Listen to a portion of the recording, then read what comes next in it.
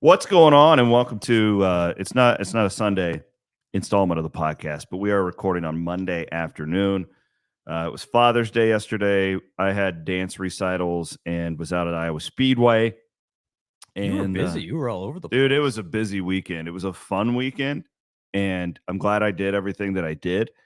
But it was a lot of running back and forth. And you don't experience this dance recital craze, but holy crap, it's an experience.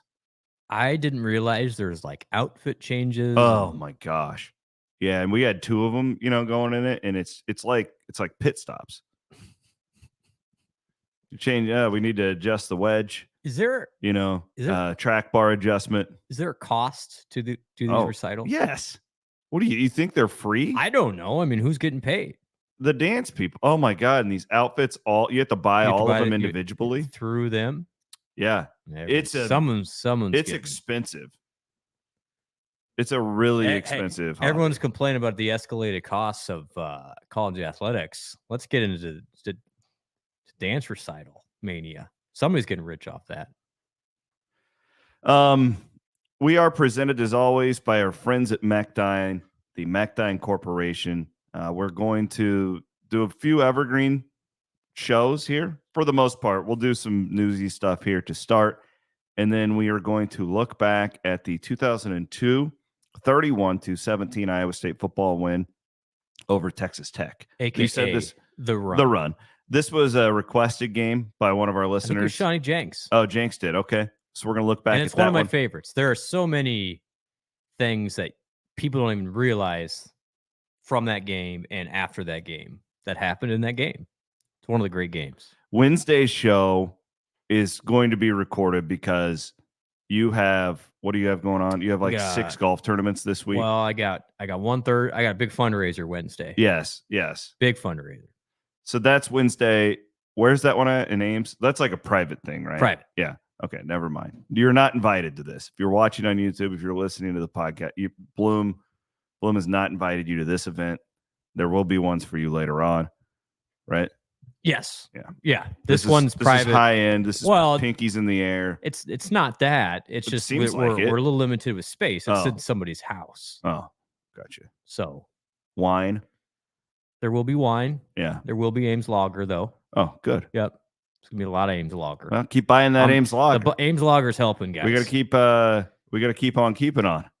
Well, get the Ames Lager. Speaking of, so this is 100% true. And again, thank you to Westo and Ames Lager. Did you see what K-State did on Friday? I know you did. Coleman Hawkins, the Illinois guy. What about? I know he's going there. He committed to K-State. He got, according to Shams. I saw this. The $2 million. He's getting $2 million this year. That is, and he averaged 12 and 5. He's an older Milan Momcilovic, and they paid him $2 million. What is going on? So good for them. This is the last run, though. This is like the last cash in for one of these guys, isn't it? I don't know. I mean, that's the problem. Is nobody really knows for sure, because there is still the thought that there will be collectives that exist outside the university, potentially at some places. I don't know about Iowa State yet, because specifically men's basketball is concerned at these football factories. I would agree that they're not going to get any. If I'm the Tennessee basketball program or LSU, they all want their collective to exist. Well, outside. I mean, even here, I would make Iowa State fans care about basketball. They care about wrestling. They care about women's basketball. They care about all these things. But if you're strictly going off of revenue and money, yes, it makes more sense to fund your football program because it funds everything else. Yeah, I mean, at Iowa State, football funds 80 to 90% of all the money. Yeah, I mean, I'm not downgrading how much people care about. I get that, but I think these basketball programs have a right to feel that way. Yeah, so they, at a lot of places, and this is where it's going to get really dicey and confusing for people in the next 18 months, is do collectives still exist? What do they look like? And specifically with men's basketball, do you have a third party that just does men's basketball potentially? But all that being said. So if this Hawkins kid takes $2 million from the collective, then he Yeah. doesn't get a scholarship, right? And he doesn't get his Oh, he room and gets a board paid scholarship. for. He gets a scholarship. He gets So his room and I'm board. saying in the future, in the $22 million thing, if he's taking $2 million from a It's gonna be collective, separate. It's gonna he be separate. can't. But like he can't be under the payroll thing, right? Incorrect. Well, so what So is they going don't own his name, image, and likeness. correct. So here's what's going to happen. The way that, and there's still a long way to go, and there's some stuff actually got through a committee in Congress last week. Oh, So we're working on the congressional part, which needs to happen. really and glad coincide. that this is all just bureaucratic Washington now. This is great for college athletics. Well, for Iowa State's sake, you want this to pass, Yeah. just because we Okay. can't compete with K-State Yeah. giving one player $2 million. Correct. That is insane. He's a good player, but he's not. fine. Yeah. Is he worth more than the entire Iowa State basketball roster? Ask yourself that question. So what would happen is if you're a player, you would sign with the school over your NIL rights. And then the school would pay you for those NIL rights through that $22 million that each would have. You would still be able to get, let's say you don't sign over your NIL rights, potentially you'd still get that scholarship and room and board. Your NIL rights, though, would be owned by the collective, which is a third party. That could so then pay we're you going to be over right and back above. where we were. And we're back where we were. Yeah, and so this is why I mean, I think this is good direction, but nobody really knows. And I already have some people saying, hey, so you this may need to still be around to help out a specific sport, but I'm trying to be donor centered here. I don't think that's good for donors to be like, well, we got this other rogue collective over here, and we're already giving 22 million over here. Mm-hmm. It just gets really dicey really quickly. And ticket prices and stuff aren't going to go down. No, but and this is where, and Wetzel wrote a column today.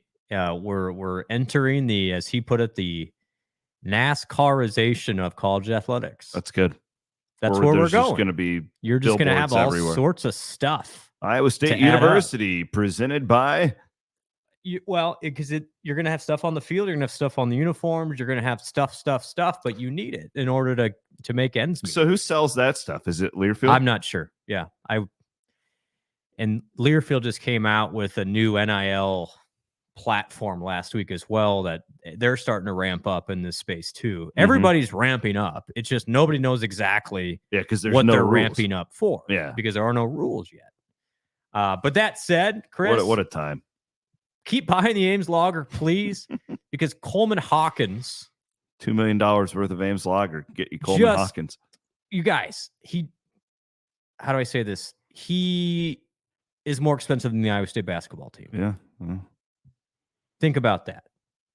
What are we doing? But that's what you're up against. And so if you want to compete with that, that's what you need. WeWillCollective.com. And honestly, your donations as well are super helpful at the moment. We are presented by our friends at the McDine Corporation. We're in the Wild Rose Casino Studios. As always, want to give a shout out to our buddy Colin Newell right now at Farm Bureau Financial Services. Did a great job with me. I've been dealing with the flooding, carpet back, all that good stuff. The Farm Bureau team was awesome to work with, and he can save you a lot of money. It's Colin 1L. If you go to Colin Newell, just Google it, and his page will just pop right up. Really good stuff right there. We're doing a football alumni thing this week as well for my busy week. And Farm Bureau Financial Services through Colin is sponsoring it. Really? He's covering the bar tab for all the former players. I saw that. Yeah. That's pretty neat. Great. Thanks, Colin. Colin and my guy Corey over there. They're the best. The former player, it's interesting now because Campbell's been here long enough where now there's like these former players that are like these alumni and they've gone off and done their own things, like in the business world and stuff where they're super back. Successful.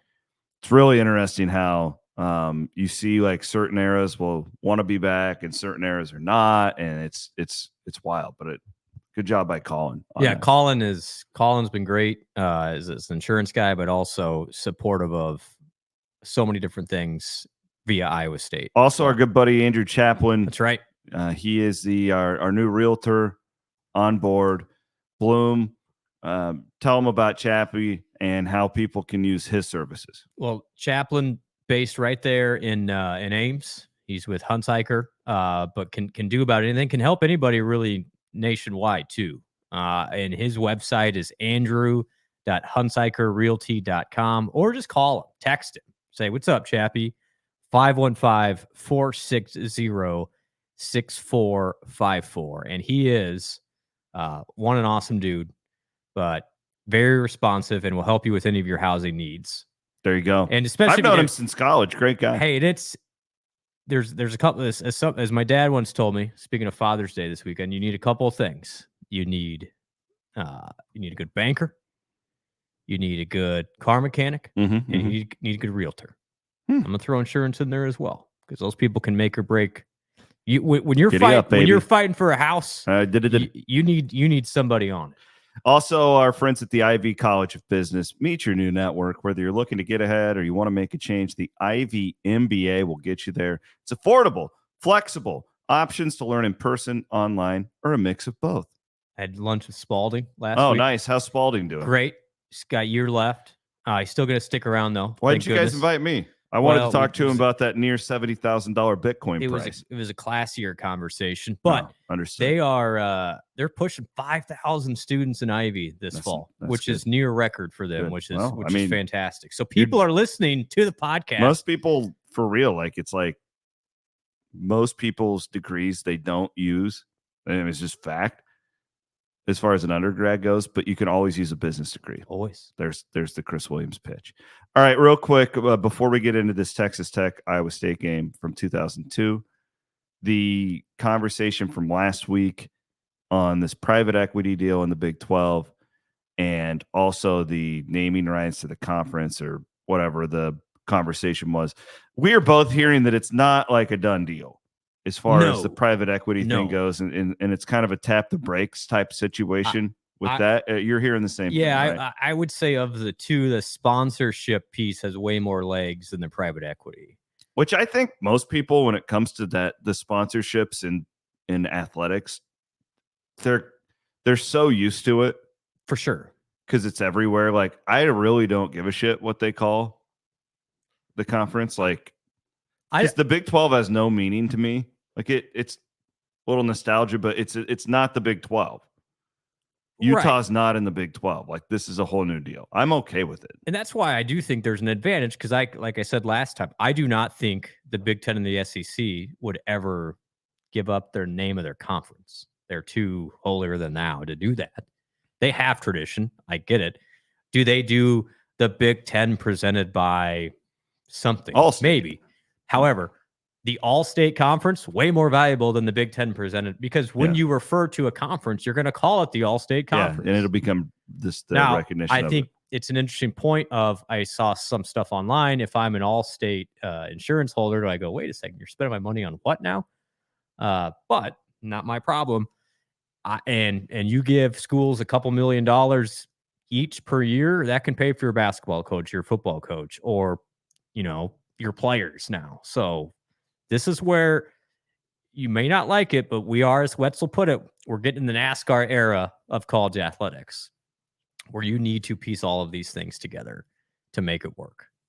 So yes, but from what I've understood, the sponsorship thing has a far greater chance of happening. The private equity was more of a floater and, hey, let's see the response type of situation. I don't envision that thing moving forward at warp speed, if at all. So I just think that was more of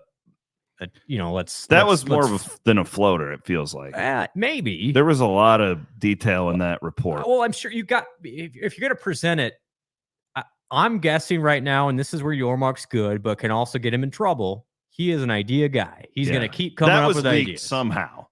Somebody leaked that to because all those national guys come out with it at the same time. I understand. Yeah, but what I'm hearing is the Yormark doesn't control the vote. No. UConn would be in the league if it were up to him. The powers beyond him more comfortable with sponsorship than private equity. Yeah, the private equity is a weird deal. It's a weird deal. We tried to discuss it last week. And I still don't know how it quite adds up, and if you even want to go down that road. Now, there are examples of private equity getting involved in sports. La Liga, the Spanish football league, soccer. it's been okay for them. But otherwise, some of the European groups, private equities, try to get involved, and those fans rioted and said, we don't want it. Mm-hmm. The college athletic sphere is not organized enough to challenge that. Mm-hmm. It's an interesting dynamic, the America versus Europe, in the way they receive some of these controversial things. We're all too selfish over here. 100%. Yeah. I mean, and like all these fans from like the Big Ten that were shitting on the Big 12 last week for the naming thing. It's like your commissioner, former commissioner Jim DeLay, is the reason why these smaller are in this situation. You guys are the reason that college athletics are crumbling right now. Who is the guy? What bothered? It was it was one of the SI guys. But it's basically Does SI even have writers, or no, is it? It wasn't. I thought they were all bots that write for them. Now. It wasn't Wetzel. It was 40. Nope. He's like their only employee, isn't he? Oh, I'm thinking. I'm going to come up with it. But anyway, this gentleman tweeted after the whole big. Oh, it looks like the Big 12's ruining college sports. I was like, no, dude, they're trying to survive. No, we're not. We're not. You don't even try that. Yeah, you don't get to say that. It's the same thing with the whole when the Big 12 got the Pac-12 schools. Like, no, that the Big 12 is trying to survive. It is not. Do it.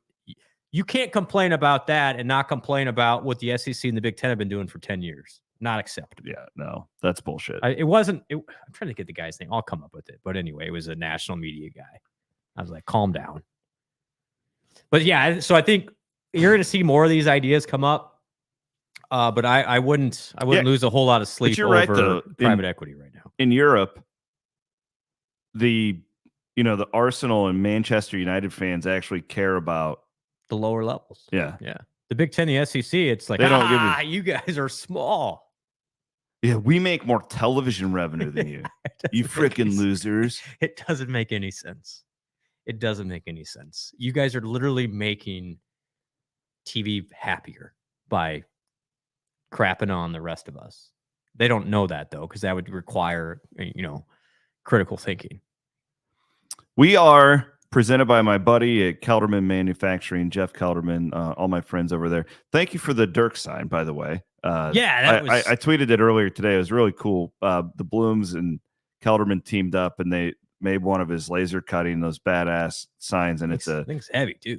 It's cut out and it looks like my dog, and he's carrying around a Jordan. A shoe. Yeah, a shoe. Because that's what Dirks does. He just grabs, well, he did. He doesn't. And he's probably doing it somewhere. Could be doing it, right now. But he's certainly not on this planet. But that's the type of guy Kelderman is. It's awesome, man. So he did it really cool. No stuff. charge. And then it was Crystal's idea. Really cool. I didn't have a whole lot to do with it, honestly. But I'm not surprised. But no, I did. Kelderman drove up here yesterday just to drop that off. Oh man. That means a lot. It means a lot. I love all you guys so much. He's just the best, and that's the type of guy you're gonna work with. Been a hole in our house. It's just been so can't even imagine. Quiet. Yeah, it's just frankly sucked. But we're putting it out in the garden where he used to run around, and my daughters it's really started to wear on them, so that they thought it was pretty cool. That's awesome. Thank you for that. I'm glad. I'm getting all Kelderman there. He's just a great guy. Our buddy Ross recently lost his father, and had Kelderman's. God's honest truth, had Kelderman do a sign to put out by his old man's grave. Type of very cool. Same type of metal sign. Pretty neat. I just love pretty neat stuff. Cyclones helping cyclones. Yep. Can't beat it. Shout out to Jeff Kelderman and all my friends at Kelderman Manufacturing. We are also presented by our friends at Terraplex Ag. Check them out at terraplexag.com. If you're a farmer and you're not in the drone business, or you're not even thinking about it, you will get left behind. Talking to my father-in-law about that this weekend. Really? The drone business? He's like, the drones are coming, aren't they? Get in the game, Brian. You better get in the game. He's like, these drones can better get in the game. Get down to like this grass blade. Incredible. It's incredible. It's incredible. Terraplex Ag. Real quick, Iowa State did get one recruit over the weekend, and this is your deal. Bernard Carter? Yeah, young guy from Florida. Tell me about Bernard Carter. He's kind of an edge linebacker type. Okay. Got him over a couple Power 5 schools. They've had two good weekends in a row up there. And I don't think this is going to be the only news from this weekend. Okay. West Virginia, NC State were two of the other Power 5 schools to offer. So And Carter basically, from what I understood, said the brotherhood and the culture is just different up there. I wanted to be a part of it. Okay. Love to hear it. So a big kid, 6'4", 235. I would say it's actually brought in and done a nice job of bringing in some edge rushers. One of them is Malik Verdon's brother, Trey. And then Jack Limbaugh from Algona is going to be really good. These Algona kids. We're raiding Algona right now. Man. Seriously, that's an interesting story that maybe we should have one of our people working on, is what's going on at Algona. And these are the public. So Yeah. Crooks was Garrigan. I think both these guys are. I mean, whatever. Did you know? I don't know if I told you this. My first job offer when I was in college, first full-time job, was at the Algona radio station. Nice. I turned it down. They offered me $16,300. And I was like, that's a lot of money. My first was, I think I was making 20.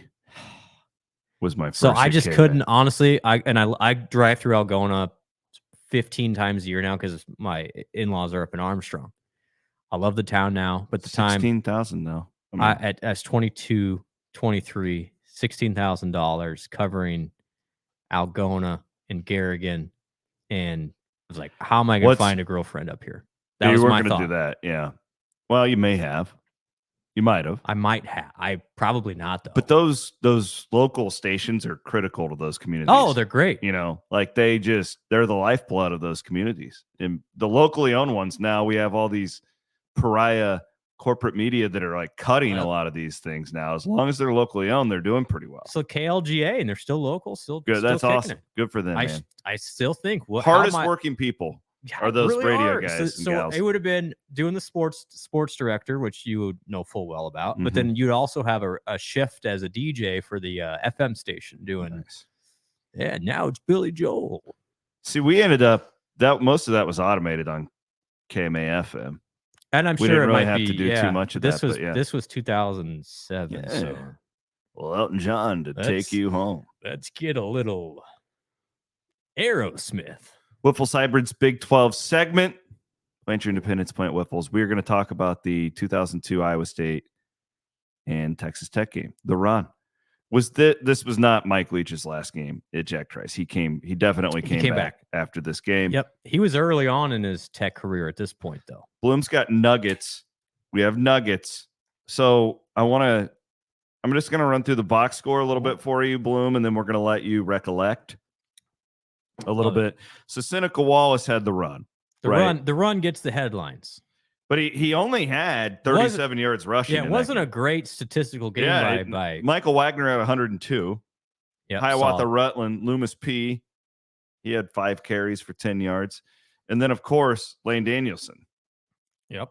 The 79-yard touchdown run for Lane Danielson. And it was an end around. Yeah, reverse. Yep. So shout out to our buddy Lane. Still lives in the area. We love our buddy Lane Danielson. Right. Seneca goes 15 of 22 through the air, 148 yards, 1 touchdown, 0 receptions. Let's go. Yeah, excuse me. Yeah. Interceptions. Main man, Cliff Kingsbury, Ryan Gosling. Yeah. Via the air raid, 37 for 50, 1 touchdown, 1 interception. This old Leach stat, 5.4 yards per pass attempt for. Look who was catching balls for him. Oh, let's go to that. Who was catching balls for him? Wes Welker. Wow. Wes Welker, 5 catches, 39 yards. Taurine Henderson had 12 catches. Yeah, he was the running back at the time. Oh, wait, that was rushing. I'm sorry. He had 12. He did have 11 receptions too. Welker? Henderson did. Oh. Welker had 9 catches for 84 yards, but he had 5 rushes in the game. They were just like, it was Henderson and Welker, and they just throw these little nothings to him. And Kingsbury and Wallace were both Heisman contenders at the time. Really? Yeah. I didn't remember that Kingsbury was. Well, he was. What I remember about this game was that it was on TBS. TBS. It was like the game of the week on TBS, the old 100%. Saturday night broadcast. So that's where my nuggets start. Okay. Because I wrote a column about this. I will post this after, and I'll tag it on the podcast. Okay, great. So I wrote a column about this 8 years ago. I'm getting old. And so I went back and rewatched this 8 years ago, and I documented everything. The game was on TBS. The commentators were Ron Thulin and Charles Davis. Charles is now doing the NFL, Yes. like high end. Ron He was a Thulin really good commentator. is still doing a lot of Big 12 stuff on ESPN Plus. But this is the crazy part. They had 2 sideline reporters that night. Craig Sager, RIP. Heard of him. And Aaron Andrews. Wow. Aaron Andrews was a sideline reporter for Turner. Really? Then. I remember Sager. I don't remember Andrews. She was the Wow. oh, let's bring Aaron along type of thing. And she had to be really super young at the time. But the open of that game, they literally said Seneca Wallace is the leader of the Heisman campaign right now. The interesting part was that same week, ESPN had just released, remember the True Life series where they'd follow around interesting stories? Mm-hmm. They had Life of a Heisman Contender, and they followed around Seneca on campus in Ames on MTV. And so that was highlighted as well. I also think it's worth pointing out in this conversation the difference in what a Heisman contender meant in 2002 compared to now. It was huge. Because nobody really cares that much now. But back then it was a massive, massive situation. And so they had, man, they went all out on the Seneca Wallace hype. And he played okay. Like, he wasn't great. The run, though, put him from an average game to superstardom. But thanks to the Mike Wagner block and a couple other things. Interesting part, though, also on the Texas Tech staff, the running backs coach was in his first year, a gentleman by the name of Art Briles was the running backs coach for Texas Tech at that time. So there's a lot of good stuff, and it's hard to pitch people to go read Briles' book now. Yeah.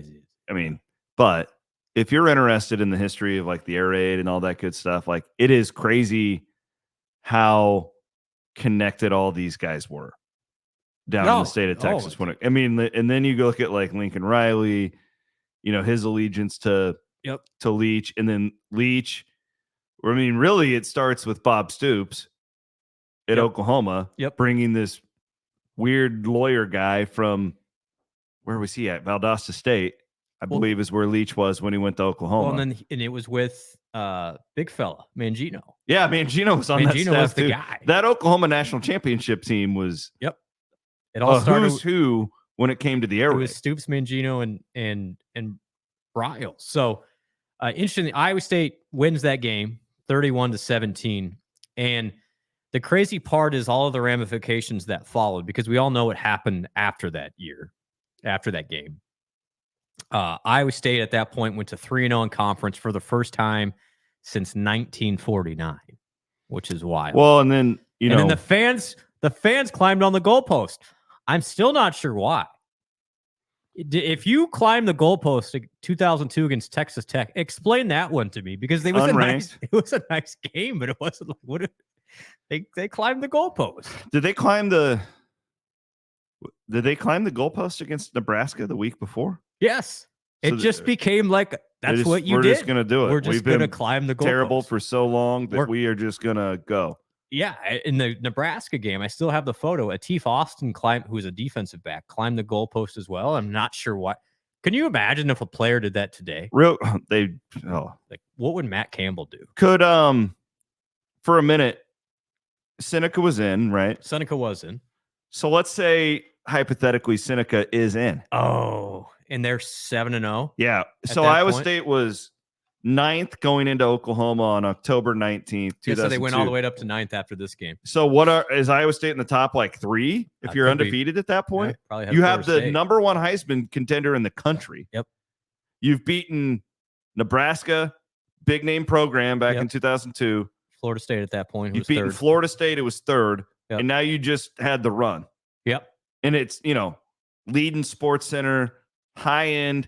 Again, you guys have got to remember, these voters are dudes like me and Blum. Okay, they are easily manipulated by highlights back in 2002. That run was so critical. Yes, because nobody watched that game necessarily, but they saw that and like, oh my, because it was everywhere. That run was everywhere. It was a Sports Center viral moment. If Twitter was around at that point, you would not be able to see anything else. It would have been everywhere. But I had made a couple notes here. During the game, they did a vote for who should win the Heisman between Kingsbury and Wallace, and you had to go vote on America Online. Did you have to put in like a disc in your computer? One of the commercials for halftime was Above the Law with Steven Seagal is coming up next. But so here's what happened. So Iowa State climbs to number 9. Seneca becomes the front runner in the Heisman, no question. Unfortunately, Iowa State would only win one more game the rest of the way. The Oklahoma game's the next week, and Seneca has a horrible game. Texas Tech that year would go on to finish 9-5. Kingsbury actually got 9th in the Heisman, which was won by Carson Palmer. Brad Banks got and second. Then they beat Iowa in the Orange Bowl that year. Kingsbury ended up playing 3 years in the NFL, and obviously you know his story from there. Was in that 2002 Florida State team, was it Winky?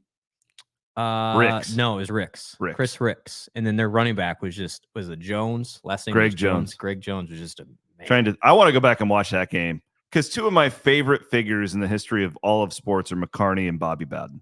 Oh, that game was... and I know what happens, but I would love to go back. It's got to be on like YouTube to go watch. This is the crazy part to me. I think the capper on this of how far has Iowa State grown? Because at that point, you never thought Iowa State would ever be in the top 15. It was a big deal. But more than that, that game was October 12th. It was a record crowd for Iowa State at the time. The attendance was 51,842. That was the second largest non-Iowa game crowd ever at Jack Trice at that point. That would be not even in the top. It would be a bad crowd. 30 now. Yeah. It's not even the top 40 now. If there were 50,000 people there now, we'd be like, what is wrong with these people? What's going on with people? What are you guys doing? Yeah. Oh, it's Harvest. And that was the second largest non-Iowa crowd ever at that point. So that's the growth. And then the cool thing for me, I wrote in this column in 2016, and I wrote here at the end, someday the Cyclones will get to 6-1 in the top 10 again, but until then, the game behind the run will be remembered. So you know what So Iowa State got back in the top 10 during a couple of times. Starting to learn this too, the older I get, that we need to do things like getting all these guys on the record now. I agree. Like Jack Steele is really messing with me, I think, in that sense. Woodford, yeah.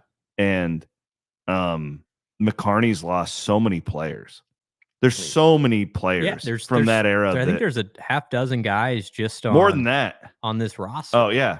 Like we need to use our platform to get more of these guys talking about these, because that lives forever. Their voices and talking about these. Sure. And McCarney, we should have McCarney on once a month. Well, and just pick his brain. And that's 22 years ago. Like it feels like yesterday, but that was 22 years ago. Remember when we were in school? Okay, so 2003 to 7. What was 22 years ago prior to that? Yeah, I don't remember anything in the 80s. No, I was Aiden. Were you even alive? Were you even alive during this game? Yeah, I would have been 1. Oh my! But point goodness. taken. Yeah, though, point. There you go. Not making fun of you. It's just like this is old. This is old. People don't remember this. Yeah, and I remember. Like I remember. We've exactly lost where a chunk of our audience right now because they didn't remember. They're not old enough. Well, they should go. It's on YouTube. It's great. That's one of my favorite. I remember that game too because, full disclosure, I was going to Iowa games. Iowa played that day. My uncle. I remember specifically sitting in a hotel room watching this with my uncle, watching this game on TBS. I was already a Leach guy back then. Like I was fascinated by this new brand of football. Right? Like this, oh my God, they're throwing it all over the field. What in the hell are they doing? Yeah, I grew up in Southwest Iowa, Nebraska, right? Like that's all we saw was the freaking option. These guys they have 5 receivers on the field. Oh my God. I mean, Chris, the crazy thing is Leach was 41 during that game. Yeah. Like that's how old we are. Right? The Pirate was a young Pirate. He was a young Pirate. No, but I remember that game because we didn't really sit around rooting for Iowa State. Frankly, and this again shows you how far Iowa State has come, Iowa State wasn't even relevant to us. We didn't pay attention to Iowa. People, how didn't you like Iowa State when you were young, Chris? I couldn't watch them. It was impossible. They were not on TV. I never got to see them. And that's why it was a big deal when they were on TV. Yes. And like growing up as an Iowa fan in that era, it was the opposite of you. Mm-hmm. Iowa State was just no threat at all. Now, granted, that started to change, obviously, in 1998. They had beaten them 5 years in a row. Yes. But like I did not grow up. I didn't grow up hating Iowa State because it wasn't that big of a thing. Like at that point. Now in 2002, obviously the 5-year run had been going and all that. But I remember sitting and watching that game, and we were just in awe of the spectacle of the run, just the way Jack Trice looked. It was like, oh wow, this is a real legit thing they got going on. It felt between the Iowa game, the Nebraska game, the Tech game, that all happened in a month standpoint. It felt like Iowa State has arrived. To me, that 2002 Iowa game, September 14th, it's definitely a top 5 biggest win in the history of Iowa State athletics. I know you could go back and say 98, you could do it but the way that they did it against that Iowa team, that goes on to the Orange Bowl, right? On national TV. And you got these Iowa kids, you got Blythe. Wait, you weren't there yet. Nope. But you had Whitfer, you had Danielson, you had the real guys. Was Bruns on that team? He was not. Okay, but you had real Iowa guys that had chosen you over Hayden Fry. 5th win in a row, right? And it was just like, we're going for 5 in a row, and we're going to take a shit in your backyard. We're down 24-7, and you flex your muscles and do it. Iowa thought it, and the thing is, nobody saw their season coming. No. But at the time, you're like, these guys are pretty good. And then Iowa State got down 24-7 and then really rallied. That's that year. 2000 was great. I mean, 2000 was still one of my favorite football seasons. But if you look back at that, Iowa State didn't necessarily beat anybody super notable that year. They beat who they should have, and they demolished some teams too. The McCarney era is notorious for taking advantage of the years you don't play Texas and Oklahoma. Exactly, and which in is 2000 what you have to they do. did not. So, but 2002, you play K-State. You play Florida State down to the wire. Florida State came in 3rd ranked. You beat Nebraska at home for the first time in a long time. That was a significant win. And then you beat Texas Tech against another Heisman favorite in Kingsbury, and all of a sudden Iowa State is 10th. Facing Oklahoma in Norman as a 5-point underdog. We all know what happened from there. But that point in October of 2002 was the first time in my life I could say, you know what? Iowa State can actually compete with these Goliaths. That was the first time. Again, 2000 was great. Loved it. But Iowa State didn't really beat anybody worthwhile. They didn't get into the top 10. In 2002 was the first time in my life Iowa State had ever been in the top 10 in football. Thankfully, since then, Iowa State has been in the top 10 a couple more times. And as Campbell has really established this thing, seeing Iowa State ranked isn't as big of a deal as it was back then when it didn't happen. It just didn't happen. And that's why that game, it was the arrival, in my opinion, of Iowa State on a national scene, because it wasn't just a one-off. This had been building for 3 years, and Seneca was, he was the it guy. Yeah. And then, like I say, the rest of the year happened, and then you can't say it. The rest of the year happened. I understand, but you cannot take those first 7 games back from 2002. It was magical. Good stuff. I love that team. Erin Andrews. That's fascinating. I didn't know that. She played second fiddle to Sager. Sager, man. And he was all decked out, too, if I remember correctly. Oh. He had like the Technicolor dream coat on. No, so this is the interesting thing about Sager. That was later on. He wasn't doing it there? No, he was pretty normally dressed. But yeah, it was John Skladany's defense played great that game. Matt Word, Skladizzle, all the Ellis Hobbs, had a couple good plays. So fun times. Ellis Hobbs, one of the best psych ones of all time. Matt Word, yeah. Ellis Hobbs, one of my all-time favorites. He's great. We got to get him on the show. If anybody out here has a good connection to Ellis Hobbs, hook us up. I do. I got one. You got it? Yeah. Why don't we interview him? Let's do it. Next week. Our guy from Atlanta. Let's do it. Ellis is in Atlanta now. Let's go. Yeah. All right. Love to get Ellis on. Let's get him on. All right. That's today's show. We will be back on Wednesday. It will be pre-recorded. Hold on. You want to see the run or what? Oh, yeah. We got it. Let's do it. Well, actually about a yard loss on the last play for Iowa State. Second down with receivers 2 to the right. Danielson slot to the right. Young to the left. Here's Wallace pumping, looking, running to his right, looking, and he's going to be almost caught. Now he's running at the 25 and runs down the sideline, back to the 10. Now he's giving ground, goes around to the 10, to the left side, to the 5, touchdown! Oh my goodness, what a run by Wallace! Well, that is so reminiscent of the play at Nebraska last year.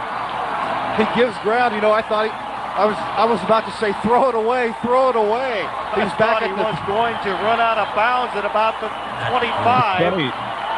He got a great. When you go back and watch That's that, awesome. and then you look at the box score, it's like, yeah, he really didn't. It wasn't a long run. It wasn't a long run, but he ran. In like my mind, it's like, oh, that was a 40-yard touchdown run. I think they had in the paper the next day he ran like 145 yards. Yeah, I've seen that touchdown. stat. Yeah. And there's actually a picture that somebody made. It's Seneca still has the wing stops here in central Iowa, and the poster of that is in the wing stop at Ames, which is pretty cool. Man, what a great call! So that's why. Thank you for playing that, Aiden, because with Pete, that was his last football season. 2002 as well, because he passed away March of 2003. And so that would have been one of the last games he would have done in Jack Trice as well. And, you know, one of the things I always think about when you think about how far Iowa State's come is how much I wish Pete Taylor would have been able to experience the Matt Campbell era or the Fred Hoiberg era or the TJ Altenberger era, because it was really neat. And he went through some garbage. And that's where, you know, we're so lucky to have Eric Heft around. And then Walters, who has picked it up for 21. Walters is entering year 21 or 22, which is insane. But those guys have seen everything, and you really feel like they're one of us because they have seen everything. And you're happy when Iowa State wins because the people involved, but specifically for all the fans, broadcasters, all of us that dealt with a bunch of garbage, and remember times before that run. Pretty cool stuff, man. Yeah. Pretty cool stuff. Good trip down memory lane there. Again, we'll be back on Wednesday, so we're not going to do like a normal show on Wednesday. We're going to look back at what year was it? 14 basketball win over Michigan, the Johnny Orr return game. In November of 14 or 13? 13. We'll do that one on Wednesday. Little evergreen show for you. We'll be back next Sunday like normal. Thank you, Blum. Appreciate it. Cheers. Good luck with all your fundraisers this week. Thank you. We needed everybody. Keep funding the athletic department. You're the players. Feel free and participate as well if you absolutely want to. Let's make it a great June. Get in the game, baby. Get in the game. All right. He is Brent Blum, Aiden Wyatt producing. We appreciate you guys being patient with us. I know a day later here, but happy Father's Day, a belated happy Father's Day to you all here on the Cyclone Fanatic Podcast Network.